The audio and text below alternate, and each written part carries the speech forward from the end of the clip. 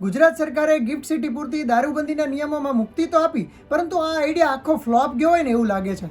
કારણ કે 31 ડિસેમ્બરે આ પ્રકારની જાહેરાત કરવામાં આવી કે બિઝનેસને પ્રોત્સાહન આપવા માટે અને વિદેશથી આવતા લોકો કે બીજા રાજ્યોમાંથી આવતા લોકોને દારૂ પીવા માટે મળી રહે એ માટે ગિફ્ટ સિટી પૂરતા દારૂના વેચાણ અને પીવાની પરમિશન આપવામાં આવે છે. 1 માર્ચથી આ છૂટછાટ લાગુ થઈ અને ત્યારથી લઈને અત્યાર સુધીમાં આઈડિયા ફ્લોપ ગયો હોય એવું લાગે છે. કારણ કે ત્યારથી લઈને અત્યાર સુધીમાં માત્ર 600 લીટર જેટલો દારૂ વેચાયો છે અને 500 જેટલા કર્મચારીઓએ અરજી કરી છે. હવે ગિફ્ટ સિટીમાં 25,000થી વધારે કર્મચારીઓ કામ કરે છે, પરંતુ દારૂનું વેચાણ ઓછું થઈ રહ્યું છે એની પાછળ એનો ભાવ જવાબદાર છે અને કેટલાક નિયમો જવાબદાર છે. પરમિશન તો આપવામાં આવી, પણ કેટલાક કડક નિયમોના કારણે વેચાણ ઓછું થઈ રહ્યું. જેમ કે કોઈ મુલાકાતીએ દારૂ પીવો હશે તો ત્યાંના કોઈ કર્મચારી સાથે ક્લબમાં કે હોટેલમાં જઈને દારૂ પીવો પડશે. હવે ત્યાંનું કોઈ કર્મચારી હોય તો એ પોતાના કામમાંથી અચાનક એવો ફ્રી ટાઈમ લઈને સાથે દારૂ પીવા તો નહીં જ જાય.